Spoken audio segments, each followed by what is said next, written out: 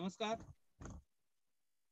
राष्ट्रीय मानवाधिकार आयोग, भारत सरकार, महाराष्ट्र माहिती तंत्रज्ञान सहायता केंद्र यांच्या संयुक्त विद्यमाने भारतात पहिल्यांदाच संविधानाचे पारायण आपण सुरू केलेलं आहे.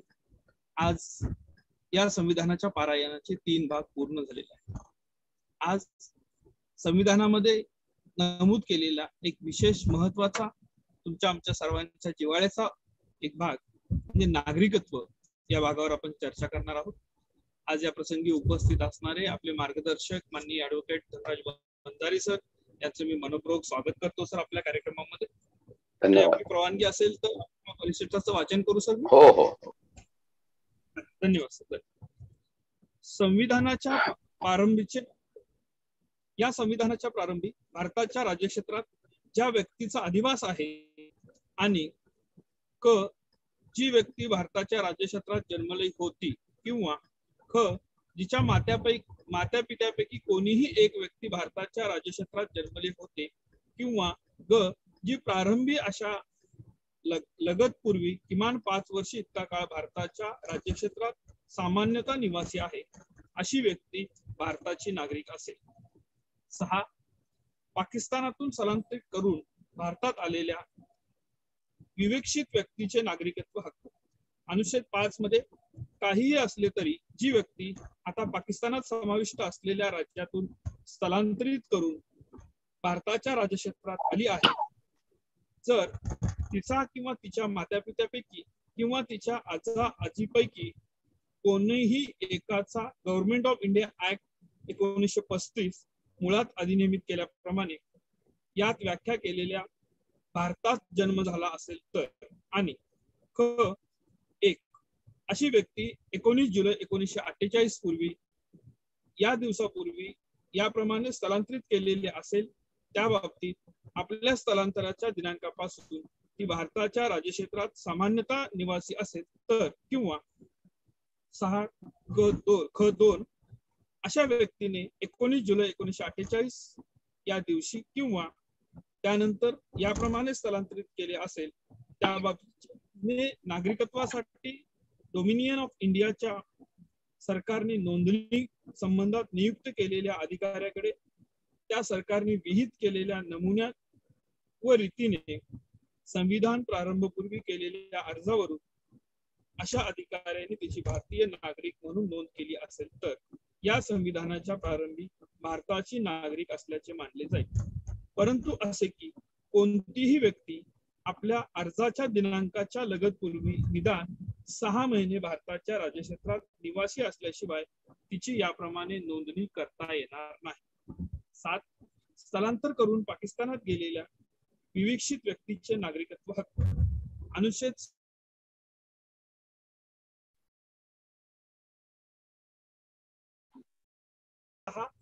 यामध्ये काहीही असले तर मार्च 1947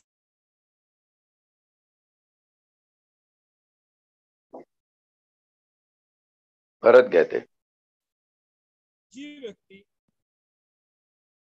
1 मार्च 1947 या दिवसानंतर भारताच्या राज्यक्षेत्रातून स्थलांतरित करून सध्या पाकिस्तानात समाविष्ट असलेल्या राज्यक्षेत्रात गेली आहे, ती व्यक्ती भारताची नागरिक आहे असं मानले जाणार नाही. परंतु अशी व्यक्ती जी पाकिस्तानात समाविष्ट असलेल्या राज्यक्षेत्रात याप्रमाणे स्थलांतरित केल्यानंतर पुन्हा स्थायिक होण्यासाठी किंवा कायमचे परत येण्यासाठी कोणत्याही कायद्याच्या प्राधिकाराद्वारे किंवा तद्वन्वे दिलेल्या परवान्याखाली भारताच्या राज्यक्षेत्रात परतलेली आहे, तिला या अनुच्छेदातील कोणतीही गोष्ट लागू असणार नाही व अनुच्छेद 6 खंड ख च्या प्रयोजनानंतर अशी व्यक्ती 19 जुलै 1948 या दिवसानंतर स्थलांतर करून भारताच्या राज्यक्षेत्रात आलेली व्यक्ती मानण्यात येईल. तर नागरिकत्व या भागामध्ये आपल्याला अजून पुढचे 4 कलम आहेत, पण तत्पूर्वी मी आपल्याला विनंती करेन की या 3 कलमांचं आपण या ठिकाणी विवेचन करावं. धन्यवाद. आपण आता घटनेचा भाग 2 आणि त्याच्यातला नागरिकत्व हा चॅप्टर बघतो आहे. या चॅप्टर मध्ये टोटल 5 पासून 11 पर्यंत 6 अनुच्छेद आहे. 5वा कलम तुम्ही वाचला त्याप्रमाणे. नागरिकत्व हा ऍक्च्युअली तुमच्या नॅशनॅलिटीची आयडेंटिटी आहे, तुमच्या राष्ट्रीयत्वाची एक ओळख आहे. असं म्हणतात की citizenship is the most privilege form of nationality. तुमचं राष्ट्रीयत्व काय आहे? कारण जगामध्ये असं कुठलाही माणूस नाही की जो कुठल्या तरी राष्ट्राचा नागरिक नाही, किंबहुना त्याला राष्ट्र नावाची आयडेंटिटी, त्याची ओळख नाही. आणि असा जर माणूस असेल की ज्याला राष्ट्रच नाही, त्याला आपण रेफ्युजी किंवा शरणार्थी म्हणतो. पण शरणार्थीला सुद्धा राष्ट्रीयत्व बहाल केली जाण्याची प्रक्रिया आंतरराष्ट्रीय नियमांनुसार केलेली आहे. तशी आपल्या घटनेतही ती आहे. आपण बघणार आहोत त्याबद्दल. इतका जिव्हाळ्याचा की जर तुम्हाला नागरिकत्व नाही तर तुम्हाला अस्तित्व नाही असं म्हटलं तर अजिबात वावगं होणार नाही. म्हणून जसं तुकारामाचा दोहा आहे की देव आहे अंतर्यामी, व्यर्थ हिंडी तीर्थगामी, तुका म्हणे मूढ जना, देव देही का पाहिना.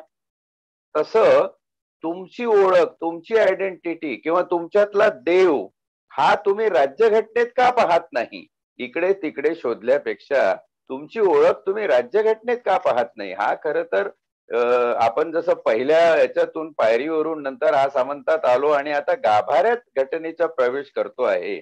तर गाभाऱ्यामध्ये तुमची मूर्ती तिथे प्रस्थापित आहे, तुमचं राष्ट्रीयत्व, तुमची ओळख त्या ठिकाणी आहे आणि आरशासारखं तुम्हाला तुमचं प्रतिबिंब तिथे दिसणार आहे.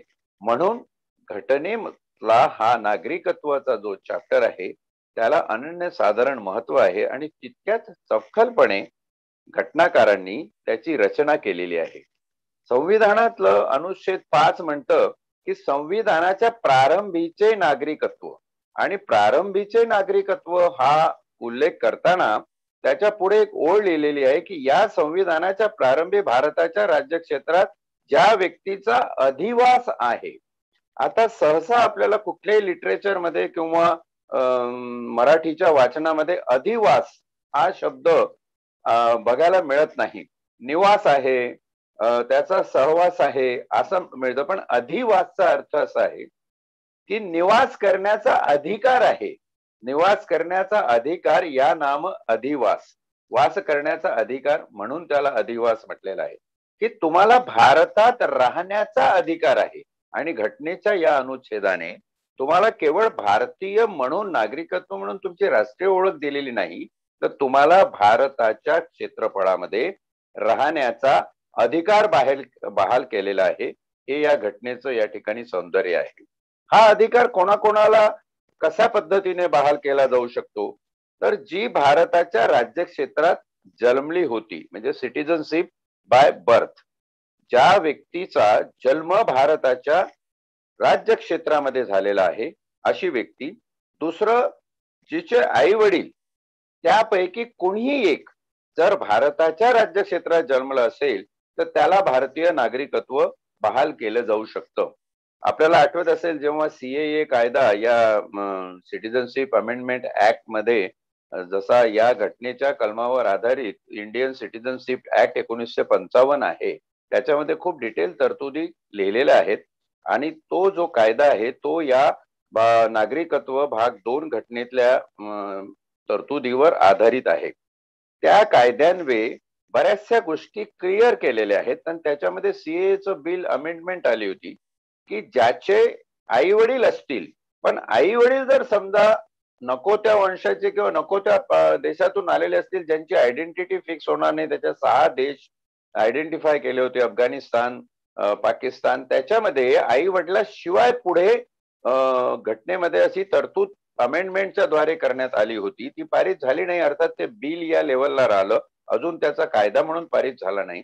पण आई वडिलांचे आई वडील म्हणजे तुमचे आजी आजोबा, म्हणजे पूर्वज, आणि कुठपर्यंत ते जाणार त्याच्याबद्दल काही माहिती नसल्यामुळे एक प्रकारची शंका होती. पण घटनेने मुळात असं म्हटलेलं आहे की तुमचे आई वडील त्याच्यापैकी कोणीतरी एक भारताच्या राज्यक्षेत्रात जर जन्मले असतील तर तुम्हाला भारतीय नागरिकत्व बहाल केलं जाऊ शकतं.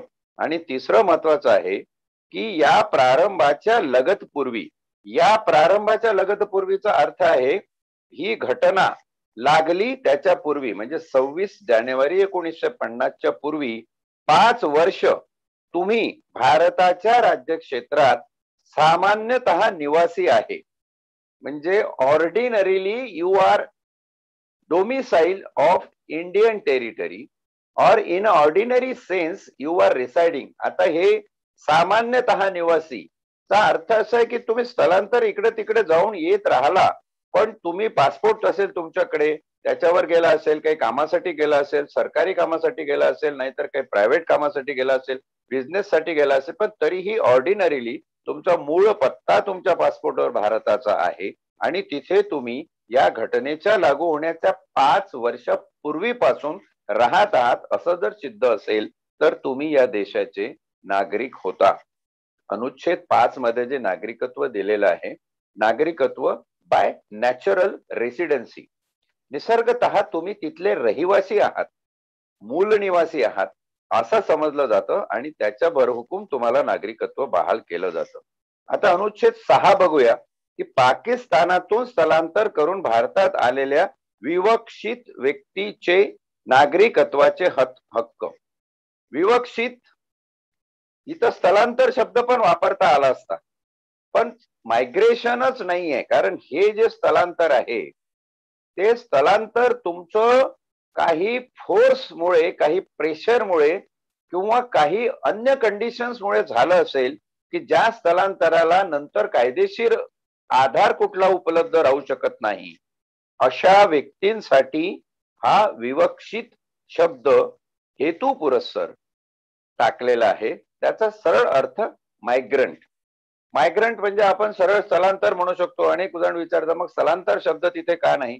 स्थलांतर हे स्वेच्छेने होऊ शकतं, स्थलांतर हे बळजबरीने होऊ शकतं, स्थलांतर हे कुठल्या तरी कायद्याच्या रेट्याने होऊ शकतं. कधीतरी रेफ्युजी म्हणून कुठून तुम्ही आले असाल त्याला आपण तिकडे पाठवू शकतो. त्याच्यासाठी स्थलांतराचा एक पाऊल पुढे जाऊन जो अर्थ प्रतीत होतो तो ह्या विवक्षित शब्दाचा अर्थ आहे आणि अशा विवक्षित व्यक्तीचे नागरिकत्वाचे हक्क. इथे मला तुम्हाला सांगायला पाहिजे की हा अनुच्छेद 6 आणि अनुच्छेद 7 या दोन्ही अनुच्छेदाची पार्श्वभूमी ही भारताची 1947 ला स्वातंत्र्याच्या वेळी झालेली फाळणी ही याची पार्श्वभूमी आहे. फाळणीच्या वेळी इतका प्रचंड उत्पात या देशामध्ये घडून आला की ज्याची आपल्याला कल्पना करवत नाही. अशा उत्पाताच्या वेळी खूप लोकांना आपला जीव वाचवण्यासाठी सीमेपलीकडे जावं लागलं, काही लोकांना इकडे यावं लागलं. बरेचसे त्याच्यावर सिनेमे, पिक्चर्स, लिटरेचर खूप उपलब्ध आहे. तर या ठिकाणी एक आठवण करून द्यावीशी वाटते की 6वं आणि 7वं आर्टिकल जेव्हा याच्यामध्ये घटनेमध्ये समाविष्ट करण्यात आलं तेव्हा एक आधार घेण्यात आला. तो आधार होता 1948च्या रेसिप्रोकल अरेंजमेंट ऍक्ट.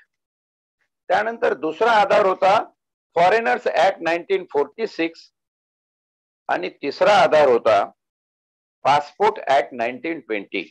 आता पासपोर्ट ऍक्ट आणि फॉरेनर्स ऍक्ट हे ब्रिटिशकालीन ऍक्ट आहे, 1920चा 1946चा आहे. परंतु रेसिप्रोकल अरेंजमेंट ऍक्ट हा नव्याने करावा लागला 1948 साली. त्याचं कारण असं होतं की चुकून त्या रणधुमाळीमध्ये जीव वाचवण्यासाठी जे लोक अपरिहार्यरित्या पाकिस्तानातून भारतात आलेले आहेत, विवक्षित म्हटल्या गेलेलं आहे, आणि जी लोक भारतातली पाकिस्तानात तशाच प्रकारे विवक्षित होऊन स्थलांतरित झालेली आहे किंवा करण्यात आलेली आहे, बळजबरीने कोंबून टाकून त्यांना हाकलण्यात आलेलं आहे, अशा लोकांसाठी ज्यांना इच्छा असेल अशांनी भारतामध्ये परत यावं, त्यांना नागरिकत्व बहाल केलं जाईल. आणि ज्यांना पाकिस्तानात जाण्याची इच्छा असेल, ते इकडे चुकून आले असतील तर ते पाकिस्तानात जाऊ शकतात.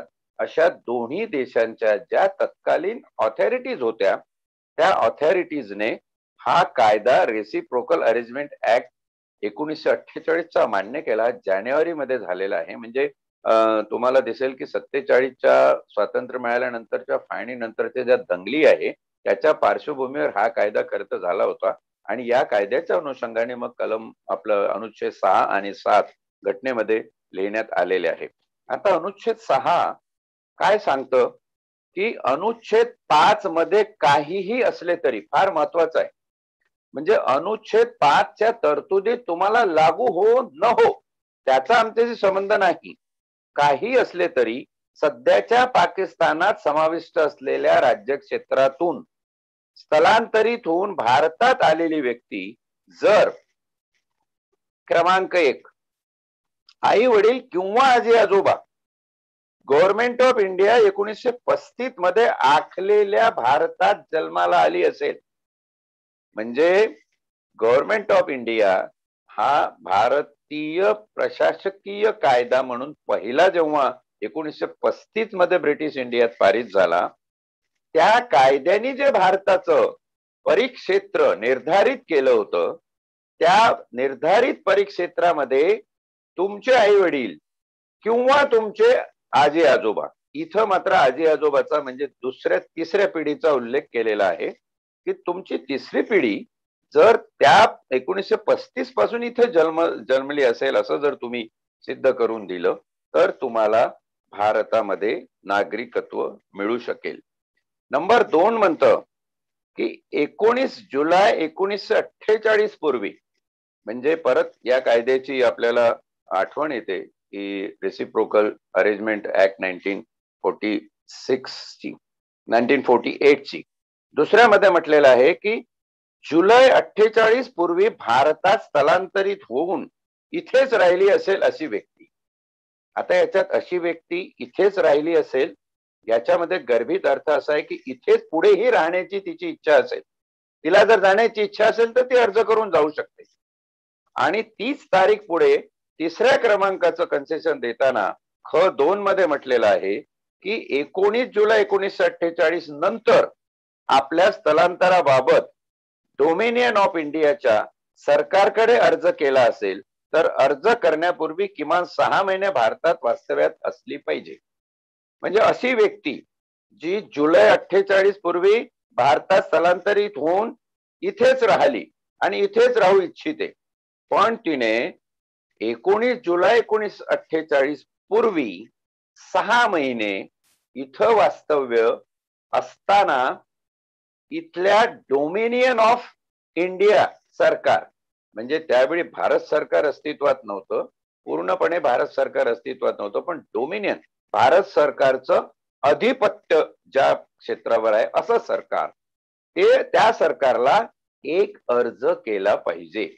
म्हणजे अनुच्छेद आणि घटना जेव्हा एखाद्या माणसाचं नागरिकत्व रूपी अस्तित्व ठरवते तेव्हा किती कन्सेशन आणि किती सवलती त्याला मानवीय दृष्टिकोनातून प्रदान केल्या जातात हे या ठिकाणी आपल्या निदर्शनास येतं.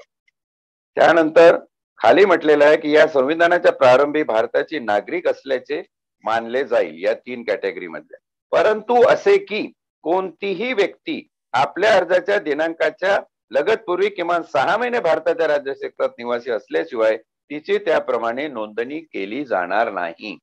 म्हणजे 19 जुलै 1948 ही तर तारीख आहे, पण तिच्या 6 महिनेपूर्वी तुम्ही अर्ज केला याचा अर्थ तुम्ही 6 महिनेपूर्वी इथे वास्तव्यात होता असा गृहीत धरला जाईल. किंबहुना तसा अर्ज नसेल तुमचा तर तुम्हाला नागरिकत्व मिळणार नाही. म्हणजे घटनाकारांनी असला कायदा करताना या कायद्याचा गैरफायदा घेऊन जर कोणी इल्लीगल मायग्रंट येऊ पाहत असेल त्यालाही या ठिकाणी प्रतिबंध केलेला आहे.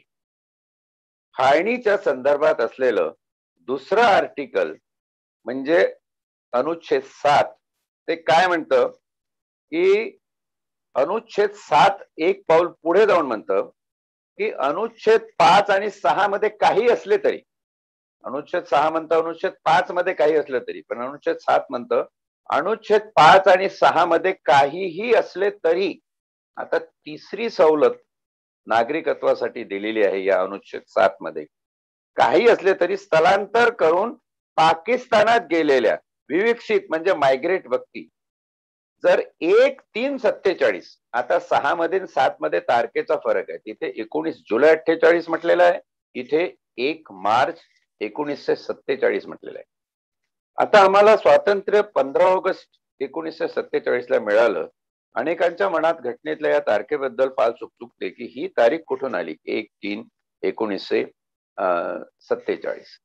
तर भारताची घटना तयार व्हावी, ती कशा प्रकारची तयार व्हावी याच्या ज्या मीटिंग्स व्हायच्या त्याच्यातली ही एक मीटिंग अशी आहे 1 मार्च 1947 ची, की त्या दिवशी हे निर्धारित झालं होतं की भारताचे 2 भौगोलिक तुकडे पाकिस्तान आणि भारत असे होतील आणि त्या तारखेपासून लोकांनी मायग्रेट करायला, विवक्षित व्हायला सुरुवात झाली होती. आणि म्हणून ती तारीख घटनाकारांनी इथे घेतलेली आहे की 1/3/47 नंतर भारताच्या क्षेत्रातून पाकिस्तानात गेलेली व्यक्ती भारताची नागरिक नसणार.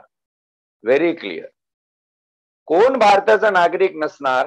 तर 1/3/47 नंतर भारताच्या क्षेत्रातून पाकिस्तानात गेलेली व्यक्ती, म्हणजे सगळे मुस्लिम बांधव त्यावेळी तिकडे मायग्रेट होण्याचा जेव्हा प्रयत्न करत होते त्यावेळी त्यांनी हा कलम इथे लावून त्यांना सांगितलं की तुम्ही 1/3/47 पूर्वी जर गेले असाल तर तुम्ही इकडे येऊ शकत नाही. म्हणजे समजा चुकून 1/3/47 नंतर कोणीतरी भारतातून पाकिस्तानात गेला आणि मग अनुच्छेद 6चा फायदा घेऊन त्यांनी अर्ज करून जर असं म्हटलं की मी 19 जून 48 पासून इथं राहतो किंवा 6 महिन्यापूर्वी मी अर्ज केलेला आहे, मला नागरिकत्व मिळावं, तर त्याला अनुच्छेद 7 प्रमाणे नागरिकत्व मिळू शकत नाही. 7 मध्ये दुसरं आहे, जर अशा व्यक्तीने अनुच्छेद 6च्या अनुषंगाने प्रयोजन करून नागरिकत्वाची मागणी केल्यास व नागरिकत्व मिळविल्यास अशा व्यक्तीला 19/7/48 पासून नागरिक संबोधण्यात येईल. म्हणजे असा एखादा व्यक्ती जो इथे वास्तव्यात राहणारा आहे आणि त्यांनी त्याचं पूर्व वास्तव्य इथेच होतं, त्याचे आई वडील आजी आजोबा इथे असं सिद्ध केलं आणि तशा प्रकारचा अर्ज जर केला तर अशा व्यक्तीला 19 जुलै 1948 पासून नागरिक संबोधण्यात येईल. परंतु या अनुच्छेद 6 मध्ये सांगितलेल्या अटीची त्याला पूर्तता करावी लागेल. म्हणजे अनुच्छेद 7चा पहिला जो भाग आहे तो अनुच्छेद 5 आणि 6ला नाकारतो, पण अनुच्छेद 7चा दुसरा भाग अनुच्छेद 6ला स्वीकारतो. म्हणजे प्रत्येक माणसाची या फाळणीच्या वेळी जी तारांबळ झालेली आहे त्याच्यामध्ये विविध प्रश्नांनी ग्रस्त अशी माणसं इकडची तिकडे आणि तिकडची इकडे झालेली आहे. तेव्हा घटनेने हा अतिशय विवेकपूर्ण अनुच्छेद रचून प्रत्येकाला त्याच्या मानवी सवलतीनुसार नागरिकत्व भारताचं मिळू शकेल याची तरतूद केल्याचं आपल्या लक्षात येतं. मला वाटतं या ठिकाणी आपण पुढचे 8, 9, 10 आणि 11 जे अनुच्छेद आहे ते वाचून घ्यावे. यशवंत.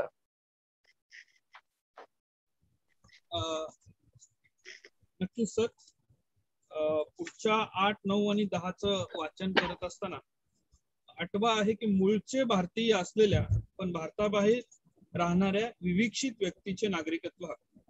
अनुच्छेद 5 मध्ये काहीही असले तरी जी व्यक्ती किंवा जिच्या मातापित्यापैकी किंवा आजा आजीपैकी कोणीही एक गव्हर्नमेंट ऑफ इंडिया ऍक्ट 1935 मुळात अधिनियमित केल्याप्रमाणे यात व्याख्या केलेल्या भारतात जन्मले होते आणि जी त्याप्रमाणे व्याख्या केलेल्या भारताच्या बाहेरील कोणत्याही देशात सामान्यतः निवास करीत आहे अशी कोणतीही व्यक्ती, जर तिने त्या काळी ज्या देशात राहत असेल त्या देशातील भारताच्या राजनैतिक किंवा वाणिज्यौद्योगिक प्रतिनिधींकडे डोमिनियन ऑफ इंडियाच्या सरकारने किंवा भारत सरकारने विहित केलेल्या नमुन्यात व रीतीने या संविधानाच्या प्रारंभापूर्वी वा नंतर नागरिकत्वासाठी केलेल्या अर्जावरून अशा राजनैतिक व वाणिज्यौद्योगिक प्रतिनिधींनी त्याची भारतीय नागरिक म्हणून नोंदणी केली असेल तर भारताचे नागरिक मानले जाईल.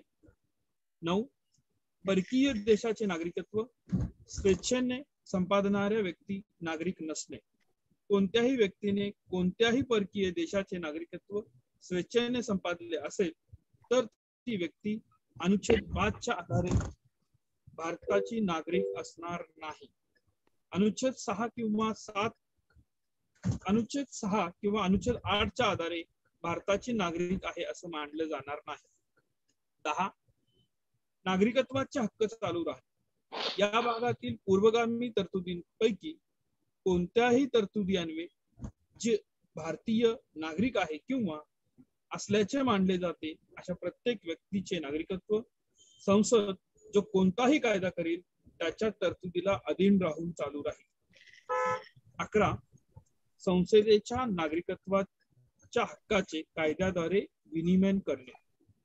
या भागाच्या पुरोगामी तरतुदीतील कोणत्याही गोष्टीमुळे नागरिकत्वाचे संपादन व समाप्ती आणि नागरिकत्वाविषयी अन्य सर्व बाबी यासंबंधी कोणतीही तरतूद करण्याच्या संसदेच्या अधिकाराचे न्यूनीकरण होणार नाही. बरोबर आहे.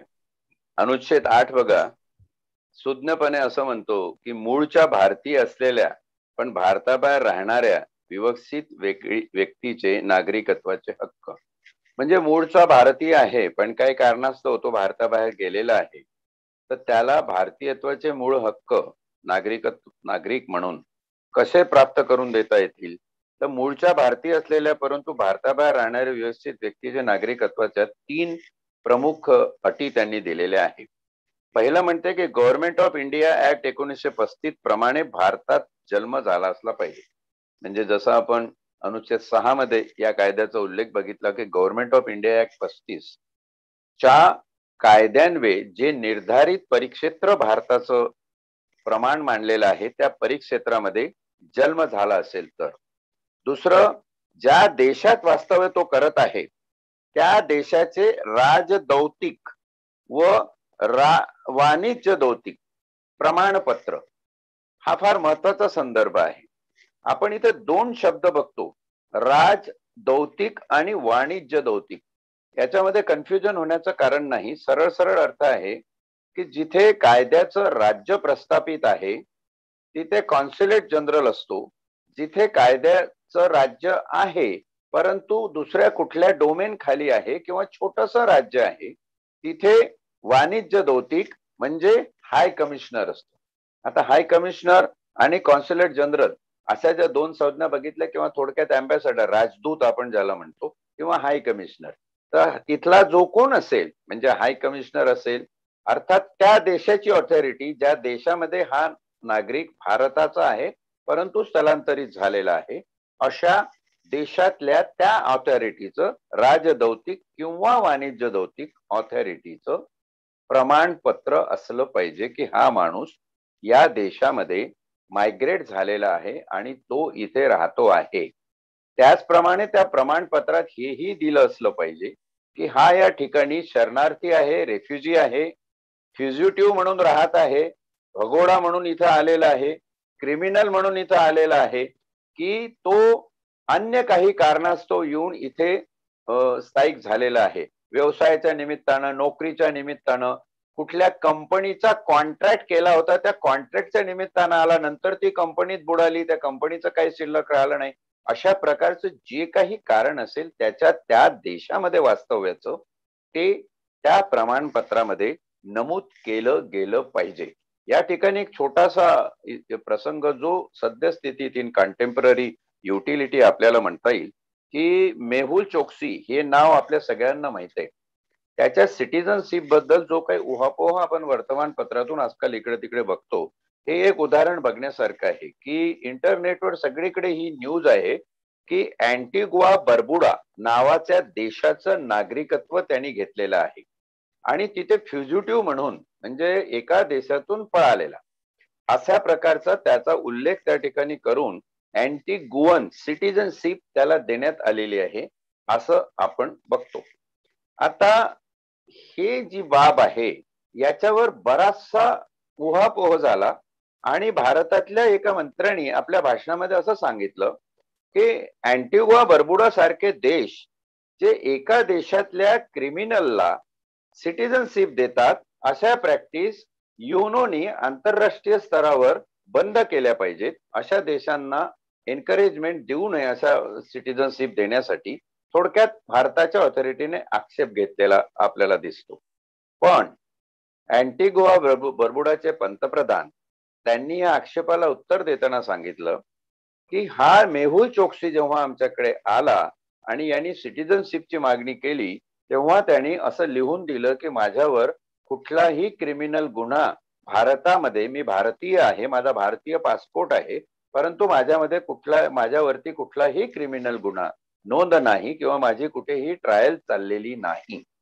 आणि अँटिगुआ बर्बुडाच्या पंतप्रधानांनी ते त्याचं म्हणणं इंटरपोल द्वारे तपासून घेतलं आणि इंटरपोलनी जेव्हा त्याबाबत चौकशी केली तेव्हा किती खरं किती खोटं असं म्हणतात की भारतीय ऑथॉरिटीने, म्हणजे एक्सटर्नल अफेअर असेल, होम मिनिस्ट्री असेल किंवा जी कोण संबंधित मायग्रेशन इमिग्रेशन ऑथॉरिटी इंडियाची असेल त्या ऑथॉरिटीने त्या इंटरपोलला असं लेखी कळवलेलं आहे की मेहुल चोक्सीवर कुठल्याही प्रकारचा गुन्हा इथे नोंद नाही. आणि म्हणून अँटिगुआ बर्बुडाचे पंतप्रधान छातीटोपपणे म्हणाले की आमच्या देशातल्या कायद्याप्रमाणे आम्ही या भारतीय नागरिकाला त्यांनी विनंती केल्यावरून आमची सिटिझनशिप बहाल केलेली आहे. कारण जर हा क्रिमिनल असता तर आम्ही याला डिपोर्टी म्हणजे स्थलांतरित, हस्तांतरित केला जाणारा गुन्हेगार म्हणून अटक करून तुम्हाला हस्तांतरित केला असता, परंतु आमच्याकडे तसं न होता इंटरपोलचे रिपोर्ट्स आहे अशी आड त्यांनी घेतलेली दिसते. म्हणजे जरी संशयाच्या याच्यात असलं तरी एक सिटिझनशिपच्या दृष्टिकोनातून हा मुद्दा या ठिकाणी उद्धृत करणं मला महत्वाचं वाटलं. त्याचं कारण असं की कुठल्याही देशात कुठलाही माणूस गेला असेल तर आपण जेव्हा भारताचं राजदौतिक म्हणजे त्या देशात असलेलं भारताचं अँबॅसेडर, राजदूताचं ऑफिस किंवा वाणिज्य दौतिक तिथे असलेलं आपलं हाय कमिशनरचं ऑफिस, त्याच्याकडून ही पडताळणी करून घेतो. आता त्या देशात आपलं बर्मुडा या देशामध्ये आपलं आहे की नाही त्याची कल्पना नाहीये, ते आपण बघायला पाहिजे, हा व्हेरिफिकेशनचा भाग आहे. पण त्या अशा देशात राहणाऱ्या ऑथॉरिटीने ते प्रमाणपत्र दिलं पाहिजे तर त्याला अनुच्छेद 8 प्रमाणे नागरिकत्व बहाल केलं जाऊ शकतं. अनुच्छेद 8 मध्ये तिसरी अट अशी आहे की भारताचे नागरिकत्व मिळण्यासाठी अनुच्छेद 5 मधील तरतुदीनुसार केलेला अर्ज, म्हणजे अनुच्छेद 8 मध्ये जर नागरिकत्व बहाल केलं असेल तर त्यांनी त्याचा अर्ज अनुच्छेद 5 नुसार केला असला पाहिजे. आणि असं जर असेल, या दोन्ही तिन्ही अटी तो जर पूर्ण करत असेल, म्हणजे गव्हर्नमेंट ऑफ इंडिया 1935च्या ऍक्ट प्रमाणे भारताच्या परिक्षेत्रात त्याचा जन्म आहे, शिवाय तो ज्या देशात आहे त्या देशाचं क्लिअर सर्टिफिकेट त्याला तिथल्या राजदौतिक किंवा वाणिज्य दौतिक अधिकाऱ्यांनी दिलेलं आहे, आणि तिसरं त्यांनी अनुच्छेद 5 प्रमाणे नागरिकत्वासाठी अर्ज केलेला आहे. आता अनुच्छेद 5 प्रमाणेचा अर्ज जर तुम्ही बघितला तर निश्चितपणे तो माणूस इथे जन्मलेला असला पाहिजे, त्याच्या आई वडिलांपैकी कोणीतरी एक इथे जन्मलेला असला पाहिजे, आणि तो या घटनेच्या लागू होण्याच्या 5 वर्षापूर्वीपासून इथे वास्तव्यास असला पाहिजे. म्हणजे तरतुदी आणि कायद्याचे मोड जेव्हा आपण तपासतो तेव्हा असं लक्षात येतं की कायद्याला काय अपेक्षित आहे, घटनेला काय अपेक्षित आहे. घटनेला अपेक्षित आहे की तुमचं जे नागरिकत्व आहे, जी तुमची ओळख आहे ती स्वच्छ असावी, कारण त्या ओळखेला एक मानवी दर्जा आहे, आणि त्या मानवी दर्जानुसार जेव्हा तुम्ही पुढच्या भागातले मानवी हक्कांपासूनचे सगळे अधिकार एक नागरिक म्हणून इथे उपभोगणार आहात, तर तुमचं नागरिकत्व हे शुद्ध असलं पाहिजे. तुमच्या नागरिकत्वामध्ये मुळात दोष असता कामा नये. जर तुमच्या नागरिकत्वामध्ये काही दोष आढळले तर कदाचित इथले नागरिकत्वाचे जे अधिकार आणि तुमचे हक्क आहे ते तुम्हाला उपभोगता येणार नाही. मला वाटते ही काळजी घटनाकारांनी घेतलेली आहे. अनुच्छेद 9 काय म्हणतं? परकीय देशाचे नागरिकत्व स्वेच्छेने संपादणाऱ्या व्यक्ती नागरिक नसणे. याच्यात हा मुद्दा फार मस्त क्लिअर केलेला आहे की परकीय देशाचं नागरिकत्व व्हॉलंटरीली, स्वतःहून मी माझ्या स्वेच्छेने स्वीकारलेलं आहे, काही कारण काही असो त्याची, पण मी स्वेच्छेने स्वीकारलेलं आहे. आणि असं स्वेच्छेने स्वीकारलेलं नागरिकत्व जर असेल तर तुम्हाला भारताचं नागरिकत्व मिळू शकत नाही. त्याचे 2 प्रमुख अटी इथं दिल्या आहे की अनुच्छेद 5 प्रमाणे ती अशी व्यक्ती भारताचे नागरिक नसणार, म्हणजे जिने आपलं नागरिकत्व इथलं भारताचं स्वेच्छेने सोडून दुसऱ्या देशाचं नागरिकत्व घेतलेलं आहे. कारण एका वेळी एका माणसाला सहजासहजी दोन देशांचं नागरिकत्व सायमल्टेनियसली घेता येत नाही. पण जगातले काही देश असे आहे की ज्यांनी दोन नागरिकत्व स्वीकारलं जाऊ शकतं अशी तरतूद केलेली आहे. तो भाग वेगळा आहे. परंतु जर तुम्ही स्वेच्छेने दुसऱ्या देशाचं नागरिकत्व घेत असाल तर आमचं अनुच्छेद 9 घटनेचं सांगतं की तुम्हाला भारताचं नागरिकत्व नसणार. अनुच्छेद 5 प्रमाणे जे नागरिकत्व आहे ते नसणार. म्हणजे परत नागरिकत्व मिळण्यासाठी तुम्हाला अनुच्छेद 5 प्रमाणे अर्ज करता येणार नाही. दुसरं महत्वाचं सांगितलंय की अनुच्छेद 6 व 8 अन्वये ती व्यक्ती भारताची नागरिक मानली जाणार नाही. म्हणजे भारताचं नागरिकत्व हे तुम्हाला मग कुठे जाऊन सिद्ध करावं लागेल. समजा तुम्ही स्वेच्छेने घेतलं आणि परत तुम्हाला यायचं असेल तर त्यासाठी तुमच्यासाठी अनुच्छेद 7 शिल्लक राहतो. अनुच्छेद 6 एक खिडकी ठेवलेली आहे. म्हणजे कुठं असं नाही की तुम्ही गेला आणि मग तुम्हाला अजिबातच आम्ही घेणार नाही, काही झालं तरी तुमच्या लेकराबाळांना पण घेणार नाही, असं नाही. येऊ शकतात, घेऊ शकतात, पण तुम्हाला अनुच्छेद 6 व 8 अन्वये नागरिकत्व बहाल केलं जाणार नाही. ते तुम्हाला 7 अन्वये केलं जाणार. म्हणजे 7च्या अनुच्छेद 7च्या ज्या अटी आहे त्याची तुम्हाला पूर्तता करावी लागेल. अनुच्छेद 10 असं म्हणतो पुढे जाऊन की जोपर्यंत केंद्र सरकार पत्रक जारी करून तुमचं नागरिकत्व रद्द करत नाही तोपर्यंत तुमचं नागरिकत्व सातत्याने कायम आहे असं संबोधलं जाईल. म्हणजे नागरिकत्वाला दिलेला हा स्थायी दर्जा आहे. कुठल्याही कारणास्तव तुमचं नागरिकत्व अस्थायी मानलं जाऊ शकत नाही. ते एक तर असतं किंवा नसतं. नसतं केव्हा? जेव्हा संसदेमध्ये कायदा पारित झाल्यावरून त्या कायद्यान्वये जर तसा पत्रक, तसा आदेश जारी झाला असेल तरच तुमचं नागरिकत्व हे कायमस्वरूपी खंडित होतं, स्थायी स्वरूपी खंडित होतं. आणि अस्थायी हा प्रकारच त्याच्यात नाही, ते सातत्याने तिथपर्यंत राहतं. म्हणजे समजा तुमच्या नागरिकत्वाबद्दल शंका आली आणि ऑथॉरिटीने तुम्हाला विचारणा केली की तुमचं नागरिकत्व हे शंकातीत आहे, तर तुम्ही याच्यावर तुमचं एक्सप्लेनेशन द्या. तुमचे आई वडील कुठे जन्मले, आजी आजोबा कुठे होते याचं एक्सप्लेनेशन द्या. आता ही चौकशी समजा 2 वर्ष चालू आहे, तर या चौकशीच्या 2 वर्षाच्या दरम्यान तुमचं नागरिकत्व जात नाही, ते कायम राहतं. जोपर्यंत संसद असा आदेश पत्रक काढून जारी करत नाही की तुमचं नागरिकत्व टर्मिनेट केलेलं आहे, रद्दबादल केलेलं आहे, तोपर्यंत ते नागरिकत्व कायम राहतं. हे तुम्हाला घटनेने दिलेलं फार मोठं संरक्षण आहे या अनुच्छेद 10 मध्ये. आणि अनुच्छेद 11 मध्ये जे म्हटलेलं आहे ते असं म्हटलेलं आहे की केंद्र सरकार, या ठिकाणी राज्य सरकार नाही आहे. नाही तर म्हणाल तुम्ही की राज्य सरकारला नागरिकत्व देण्याचे अधिकार आहे. केंद्र सरकारला या ठिकाणी तुमचे नागरिकत्वाचे हक्काचे कायद्याने नियमन करता आलं असतं. तुमच्या मनात प्रश्न पडत असेल कशासाठी असे जबरदस्त शब्द टाकले पाहिजे. म्हणजे फक्त नियम करून चालणार नाही, तर त्या नियमाचा विनियोग सुद्धा आम्हाला करावा लागेल. म्हणजे नियमाची पायमल्ली झाली तर शिक्षा करावं लागेल. नियमानुसार, तरतुदीनुसार ज्यांनी पूर्तता केली त्याला नागरिकत्व बहाल करावं लागेल. ज्यांनी स्वच्छेने सोडलं त्याला दुसऱ्या देशाचं नागरिकत्व घ्यावं लागेल. जो दुसऱ्या देशातून इथं येत असेल त्याला 5, 6, 7, 8 या अनुच्छेदाच्या अटी पूर्ण कराव्या लागतील. त्याला आम्ही रेग्युलेशन विनियमन असं म्हणतो. म्हणजे सरकारला केवळ नियम करून चालायचं नाही, तर त्या नियमांचा विनियोगाची सुद्धा प्रोसिजर दिली पाहिजे असं या ठिकाणी निर्देशित केलेलं आहे. आता या नियमांची प्रोसिजर आहे, तुम्ही म्हणाल ही कुठे आहे, ही तर कुठे दिसत नाही. तर मी तुमचं लक्ष वेधू इच्छेल इंडियन सिटीजनशिप ऍक्ट 1955. हा ऍक्ट भारतातला 57वा कायदा आहे. म्हणजे 26 जानेवारी 1950 ला आम्ही घटना लागू केल्यानंतर जे कायदे एक एक करत गेले लोकांचं जीवन विनियमित करण्यासाठी, त्याच्यामध्ये 56 कायदे झाल्यावर 57वा कायदा हा इंडियन सिटीजनशिप ऍक्ट 1955 ला झाला. याच्यामध्ये आतापर्यंत 5 अमेंडमेंट करण्यात आल्या. जी शेवटची अमेंडमेंट, जी भयंकर वादळ ज्याच्यावरून आसामच्या आणि ओडिसाच्या प्रश्नावरून उठलं होतं, ती 20/15/2015 ला झाली.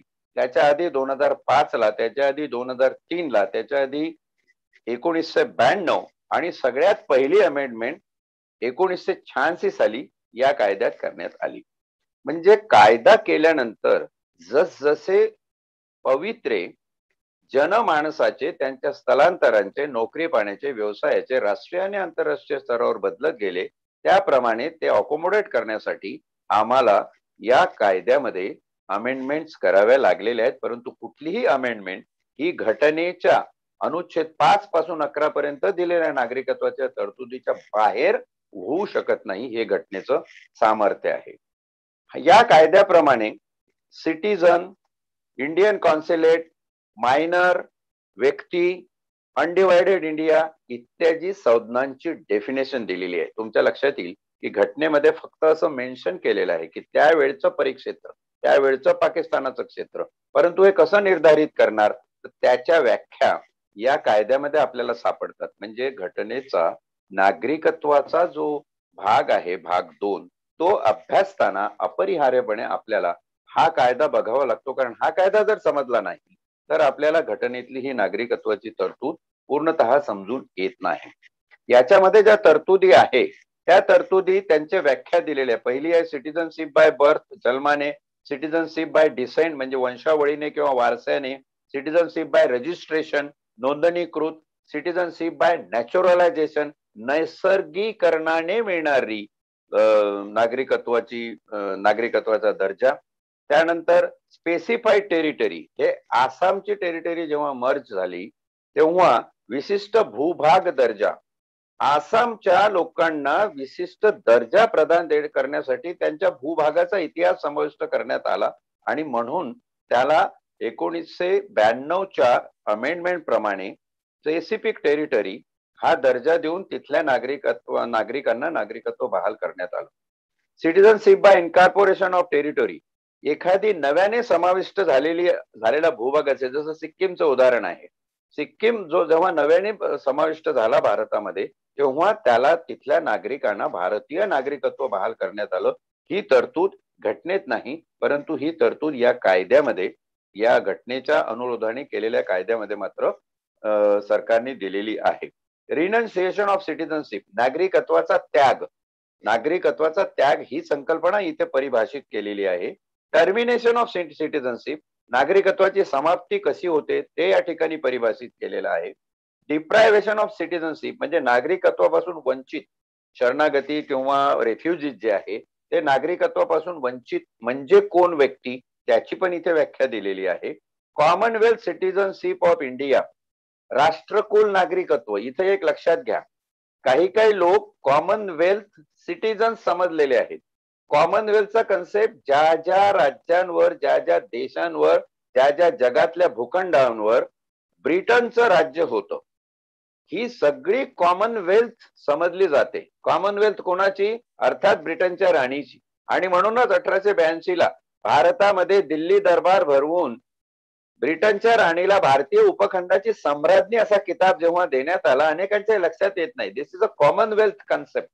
आणि कॉमनवेल्थ सिटीजन जर असेल तर त्याला भारताचं नागरिकत्व मिळू शकतं, किंबहुना तो भारताचा नागरिक समजला जातो. असा आंतरराष्ट्रीय पायंडा असल्यामुळे तो व्यक्ती जेव्हा आपल्याकडे अर्ज करतो त्याला बाय रजिस्ट्रेशन आपण सिटीजनशिप देऊ शकतो. ती सिटीजनशिप काही ठराविक कालावधीसाठी सुद्धा असू शकते, 6 महिने, वर्षभर, 1.5 वर्ष, अशा प्रकारची ही कॉमनवेल्थ सिटीजनशिप सुद्धा या कायद्यामध्ये परिभाषित केलेली आहे. Power to confer citizenship, central गव्हर्नमेंटला हक्क आहे कोणाचं गेलेलं नागरिकत्व त्याला बहाल करण्याचा. सर्टिफाईंग डाऊटफुल सिटीजनशिप, एखाद्याचं नागरिकत्व संशयित आहे की नाही हे सुद्धा ठरवण्याचा अधिकार सरकारला आहे.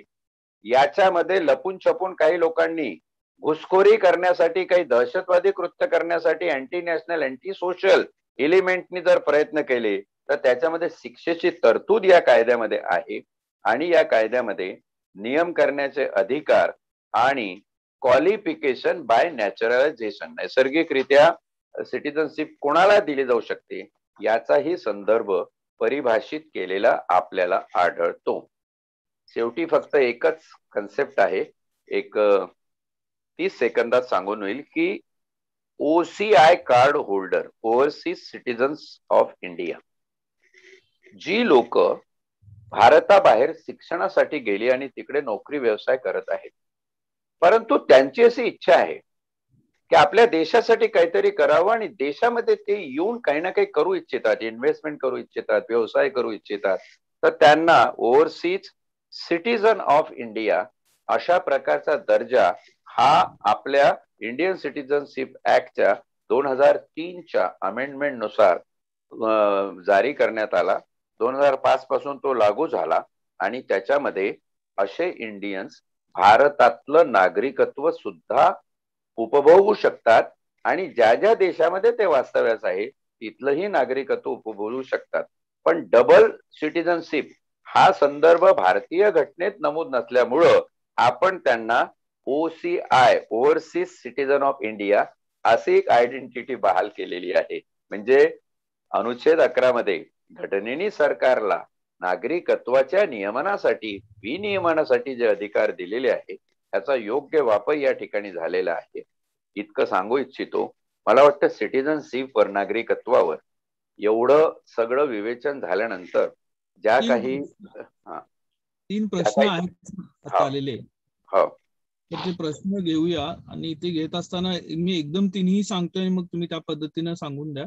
एक तर असं आहे की या सर्व नागरिकत्वाच्या विविध कलमांच्या मध्ये ज्या काही प्रोव्हिजन्स केलेल्या आहेत त्याच्यामध्ये एखाद्या व्यक्तीचा मतदानाचा अधिकार काढून घेतला जातो. आपल्या महाराष्ट्रातलं एक मोठं उदाहरण आपल्या सर्वांना माहित असणार आहे ते. तर ते नेमकं कशाचं प्रतीक आहे हा एक पार्ट. म्हणजे त्यावेळेला नागरिकत्व संपुष्टात आणलं गेलं होतं का केलं जातं का, हा एक पार्ट आहे. दुसरं, जे लोकप्रतिनिधी बऱ्याच वेळेला आपण बघतो की बाहेरच्या देशाचं नागरिकत्व असतं. जर आपल्याकडे भारतामध्ये डबल नागरिकत्व अलाउड नसेल तर बाहेरच्या देशातलं नागरिकत्व असणारी व्यक्ती भारतीय कायदे मंडळांच्या मध्ये प्रतिनिधित्व करते. त्याची प्रोव्हिजन काय आहे किंवा त्याच्यामधल्या काय अँगल्स आहेत हा एक विषय आहे. आणि एक प्रश्न सर असा आहे की जर या सर्व परिशिष्टांच्या माध्यमातून कोणतीही व्यक्ती रितसर अर्ज करून भारताचं नागरिकत्व घेऊ शकते, तर CAA सारखा एखादा जो विषय येतो त्याची नेमकी गरज काय किंवा कोणत्या धर्तीवर हे आणलं गेलं? बरोबर आहे.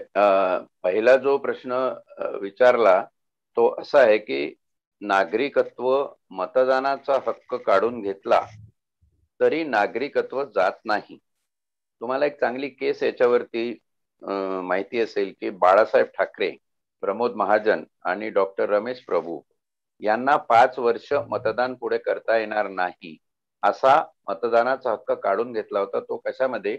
पीपल्स रिप्रेझेंटेटिव्ह ऍक्ट 1955 जो आहे त्या ऍक्ट प्रमाणे, म्हणजे हा इलेक्शनची प्रोसेस गव्हर्न करणारा कायदा आहे.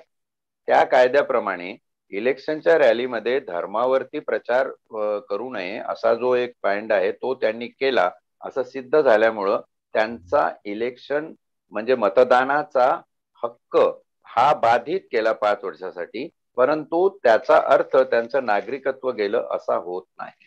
नागरिक ते राहतात. जी व्यक्ती भारत सरकारला अर्ज करून नागरिकत्वाची मागणी करते त्या व्यक्तीला एक विशेष प्रोव्हिजन करून नागरिकत्व दिलं जाऊ शकतं. पण ती प्रोव्हिजन करताना इंडियन सिटीजनशिप ऍक्ट आणि त्याच्या 5 अमेंडमेंटचा विचार करून त्या कायद्याच्या पठडीत तो बसत असेल तर त्याला ते नागरिकत्व बहाल केलं जातं. आणि एकदा नागरिकत्व बहाल झालं की असा व्यक्ती त्या नागरिकत्वाच्या आधारे तुमच्या कुठल्याही म्हणजे संसदेतल्या म्हणा किंवा कुठल्याही प्रशासकीय शासकीय पोस्टवर आहे तो जाऊ शकतो. कारण एकदा नागरिक करार झाला की त्याला बाकीचे सगळे अधिकार घटनेमध्ये जे दिलेले आहेत ते प्राप्त होतात. आणि असे काही व्यक्ती, तिसऱ्याचं म्हणजे उत्तर असं आहे की असे काही व्यक्ती की जे ड्युअल सिटीजनशिप, आपल्याकडे जरी ड्युअल सिटीजनशिप नसली तरी आपल्याकडे सरकारला, केंद्र सरकारला घटनेने ते प्रावधान दिलेलं आहे की तुम्ही अशा वेळी निर्णय घेऊन जो देशहिताचा असेल, एक लक्षात घ्या ठिकाणी, देशहिताचा असेल, देशहिताच्या निर्णयासाठी आपल्याला अशा एखाद्या व्यक्तीला, मग त्याच्यामध्ये सायंटिस्ट असतील, त्याच्यामध्ये निष्णात कला किंवा क्रीडा क्षेत्रातली लोक असतील. 1957 साली मला आठवतं बडे गुलाम अली खां यांना एक कॉन्सर्ट करायचा होता आणि ते पाकिस्तानचे सिटीजन होते. तर त्यांनी इथं 6 महिने ते 1 वर्ष वास्तव्याचं सिटिझनशिपची मागणी केली होती आणि भारत सरकारने एक विशेष बाब म्हणून त्यांना कलेच्या प्रसारासाठी ती देण्यात आली होती आणि ते 1 वर्षभर जिथपर्यंत इथं राहिले तिथपर्यंत ते भारताचे नागरिक म्हणून राहिले आणि भारताचे नागरिक म्हणून त्यांना सगळ्या सवलती उपलब्ध होत्या. तर ह्या ज्या विशिष्ट प्रोव्हिजन्स आहे त्या विशिष्ट प्रोव्हिजन्स मध्ये सरकारला अधिकार आहेच, परंतु सरकारचे हे अधिकार देशहितार्थ राबवले जातात. उद्या जर दाऊद इब्राहिम आला आणि त्यांनी म्हटलं की मी माझ्याकडे पाकिस्तानाची किंवा अमेरिकेची किंवा ब्रिटनची सिटिझनशिप आहे आणि मी भारतात येतो आणि भारतामध्ये मला सिटिझनशिप देण्यात यावी, आपली कुठली ऑथॉरिटी देणार नाही, कारण ते देश हिताचं नसणार आहे.